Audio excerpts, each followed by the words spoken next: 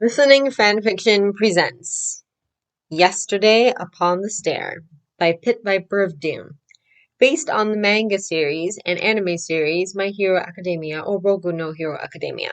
Narrated for you by Sierra Feast. Chapter 1. Excuse me? Excuse me? It takes a while for the woman to notice him and even longer for her to look up. She's sitting cross-legged on the park bench, curled in on herself as she rocks and weeps. And she's been sitting and rocking and weeping since Izuku first arrived 10 minutes ago. He could feel a painful pressure in his throat just looking at her, and his eyes sting. He forces the feeling back. It's hard not to cry when other people are crying, and this woman's been sobbing her heart out while Izuku waited for everyone within hearing range of her to leave. He wishes he could say he was surprised, but just 3 days ago a supervillain was in the area. Heroes from a local agency took him down, but not before he took a few buildings down with him. The damage still lingers. Finally, slowly, she raises her head. "Are you talking to me?" she asks quietly. Izuku manages a smile. "Yes," he says. "There's nothing to be embarrassed about, not now, when there's no one close enough to hear. Sorry to bother you. If you want me to leave." Her hand closes around his wrist, and Izuku manages to keep still and calm instead of startling. She can't help it, he knows she can't help it, but once in a while he still spooks. "No," she says. "No, please don't go." Izuku sits beside her gingerly. "It's okay," he says. "What's your name?" "I'm Midoriya." After a moment she whispers, "Yamamoto." "It's nice to meet you, Miss Yamamoto." She's still holding his wrist. "Do you need help with something?" "Yes," she chokes out, and the sob isn't just for fear and sorrow. There's relief in it too. "What is it?" Izuku asks gently. Always gently. "What can I help you with?" I... With her free hand, she wipes in vain at the tears coursing down her face. "I'm trying. I can't remember. Why can't I remember?" "It's okay, Miss Yamamoto," he repeats. "It's okay. Nothing's going to hurt you. Just breathe." It's an absurd thing to tell her, but he can't think of anything else, and going through the motions of inhaling and exhaling seems to calm her anyway. I, Miss Yamamoto sniffles. It was, it was something important." "Do you need to tell someone something?" Izuku asks. "No, not really. I don't have anyone to tell. There's no one." "Okay. Do you need to find something?" "Yes, yes, um, she pauses and her cold grip on his wrist tightens. "Or maybe, did you lose something?" Izuku presses. "Did you leave something somewhere?" "Yes!" Her voice grates oddly in his ears, sending chills up his spine, but she's smiling through her tears. "Yes, yes, that was it. I left. Was it at home? At work? Where did you leave it?" "Home," Miss Yamamoto says. "Home. Take me home." Izuku nods and smiles at her in what he hopes is a reassuring way. "Tell me where." She takes him to an apartment building only a few blocks away. She lives on the 5th floor, she says, and takes the elevator up and down every day. Izuku bypasses it and takes the stairs instead. There's no convenient spare key hiding under a doormat, which is a minor hiccup for Izuku. He knocks, just to be sure, but when no one answers, he checks over his shoulders for witnesses or security cameras. When none appear, he picks the lock and enters. He's only just closed the door behind him when there's a faint rhythmic jingling accompanied by a high-pitched trill. Miss Yamamoto lets out a sob as a small one-eyed cat comes trotting out of the apartment's hallway, yowling over the ringing of the bell on its collar. As Izuku watches, the cat threads its way around Miss Yamamoto's ankles and rumbles with a loud purr. The woman's fingertips ghost over the cat's fur, barely touching it. Izuku moves off and creeps through the empty apartment. It's not messy in any way, but it looks cluttered and lived in, and you can tell that Miss Yamamoto never had any roommates besides her cat. There's a daily calendar on the kitchen counter showing the page for 3 days ago. At the foot of the pantry is a cute little mat with the cat's food and water bowls on it. Both are empty, and Izuku winces. He fills them after hunting and poking through pantries to find the cat food, and moments later the cat comes trotting back in and falls upon the bowls. Izuku checks the tag on her collar. The cat's name is Mika. I left her. Izuku looks back at the sound of Miss Yamamoto's voice. The woman stands at the entrance to the kitchen, hands wringing at her sides. I left her, she repeats.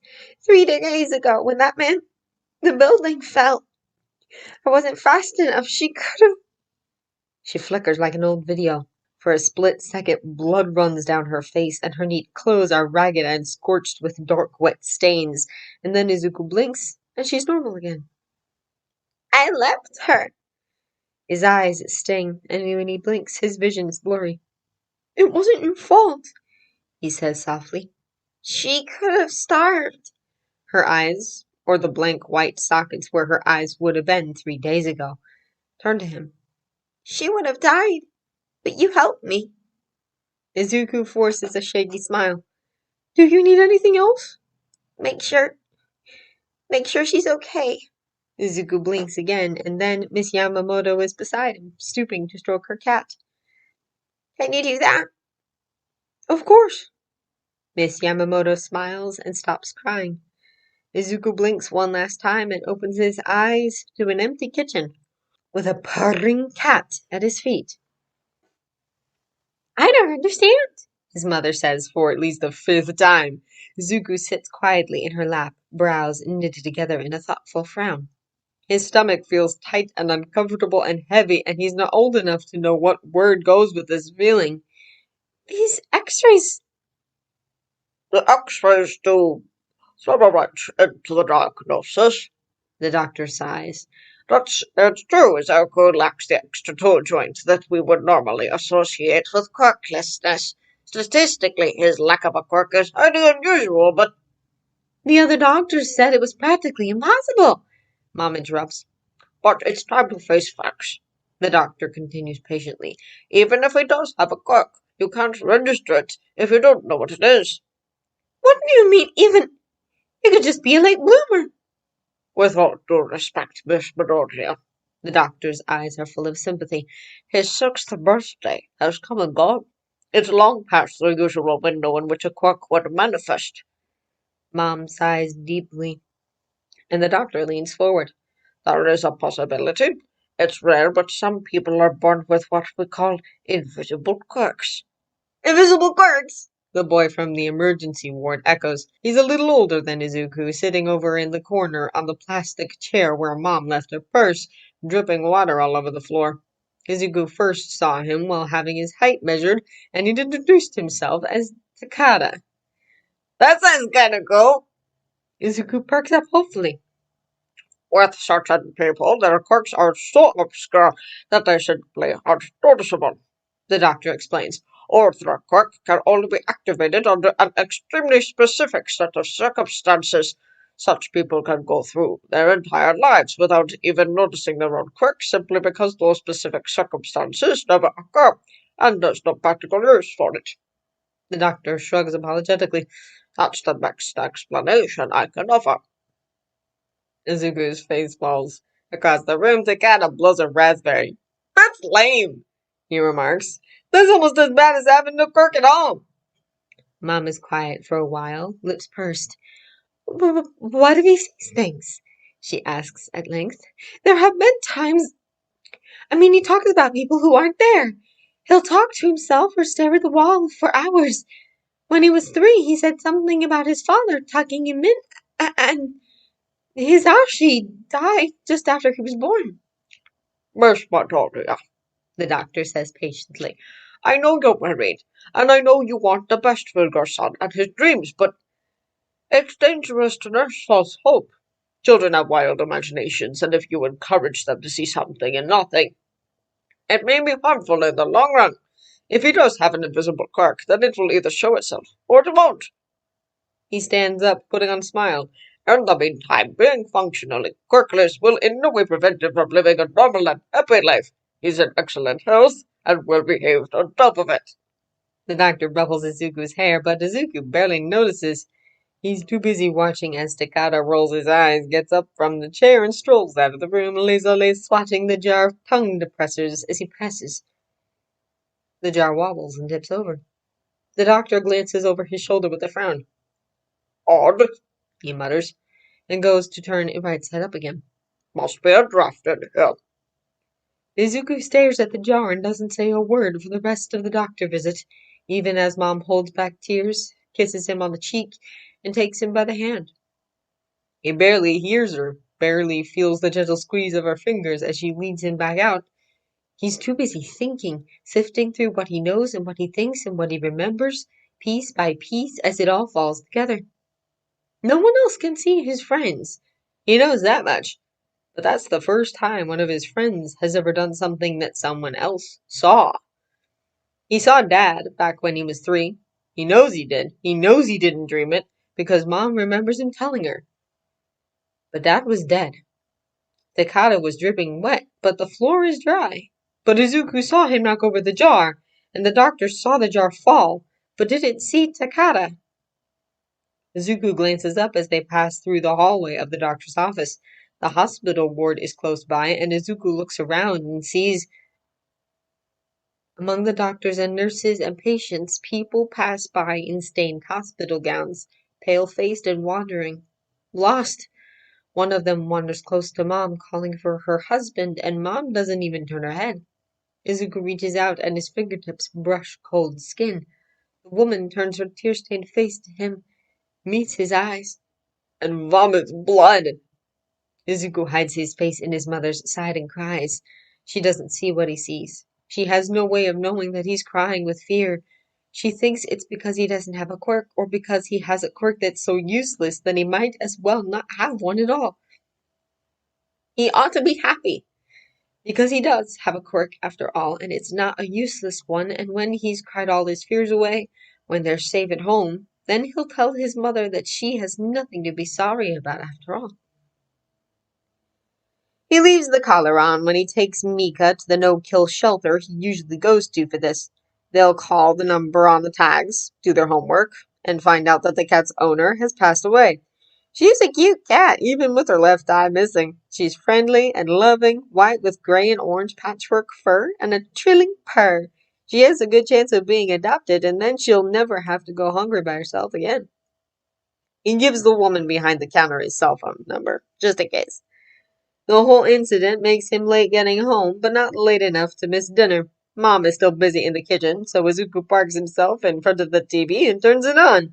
The volume is as high as they dared to keep it without disturbing the neighbors. It always is.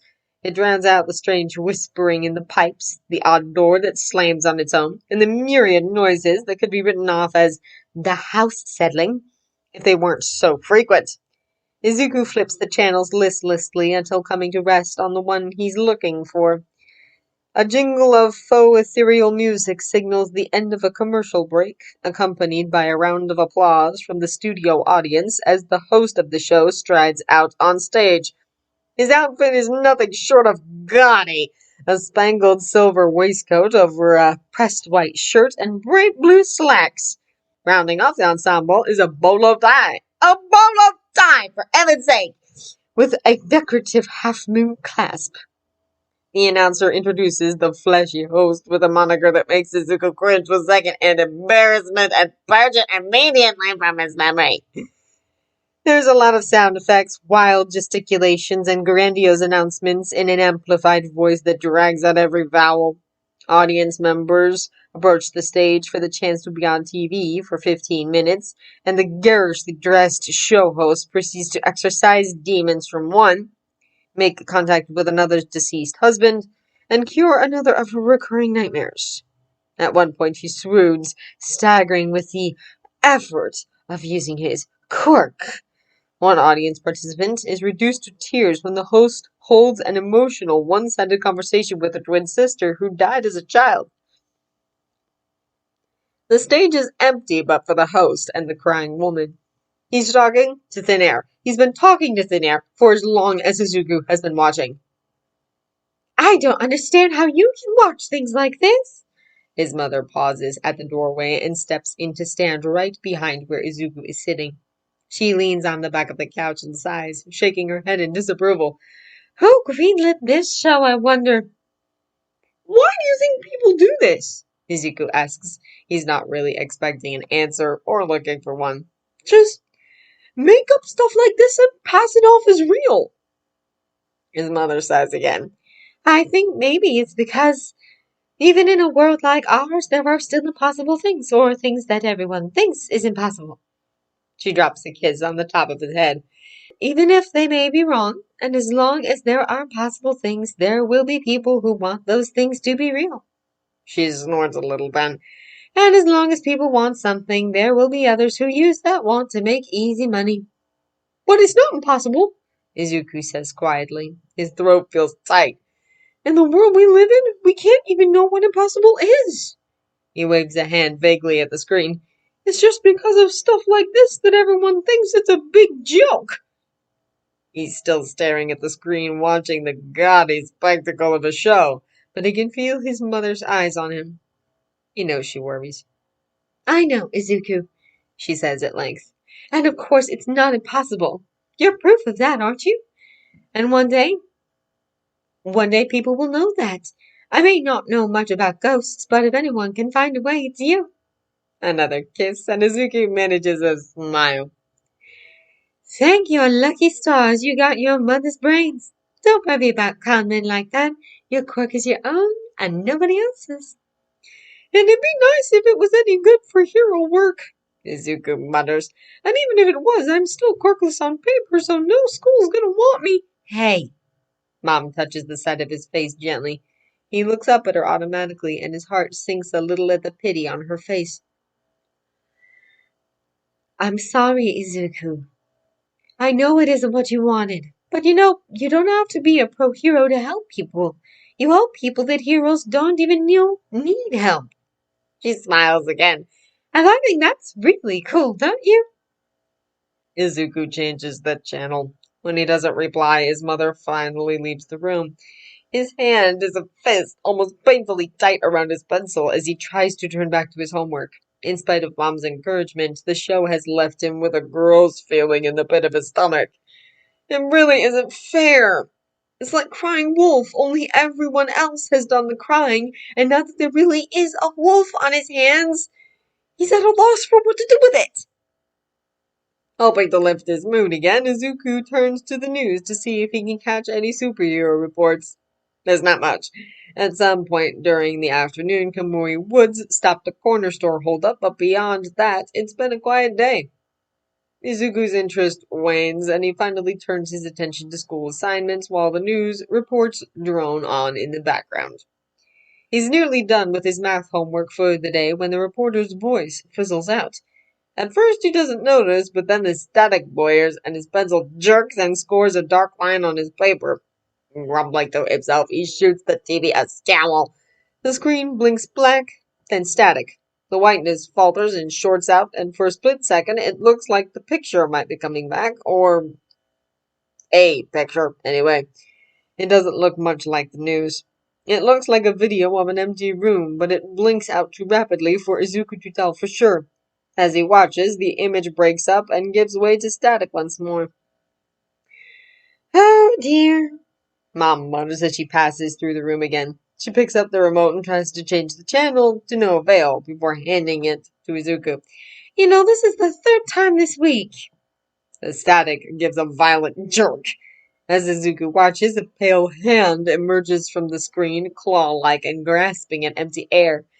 The hand reaches down to the floor, nails scraping for purchase, and a head comes out next. Black hair, tangled and stringy, spills from the white static, followed by shoulders, another groping hand, and finally the pale apparition claws its way out of the screen and onto the living room floor. Well, let me know if anything changes. Mom sighs. Dinner's almost ready. Okay, Izuku says. The corpse-like figure drags itself across the carpet, face shrouded in dark hair. Izuku finishes the last math problem. His mother leaves the room. The apparition grabs his ankle. I'm pretty sure that's bad for the TV. Izuku says, clutching his foot. Her hand feels cold even through his sock. The noise she makes in response sounds nothing like any noise that a little girl of 8 or 9 ought to make, but it does sound strikingly similar to the TV static. As if to prove him wrong, the screen blinks again and the news is back. TV's okay, Mom, he calls toward the kitchen. Oh, good. You two play nice now. The couch cushion doesn't dip when the pale ghost sits beside him, but her dark, damp hair does get in the way when she leans over to look at his homework. Izuku scoots over, positioning himself so that he has room to work and she has a better view of it. It's pretty boring, Ray, he says, a little apologetically. Just math. More ghostly rattling. Izuku has never heard her speak for as long as he's known her, and she's almost as old a friend as Bakugo was. That's all right, though. She doesn't need to talk to make him feel less lonely.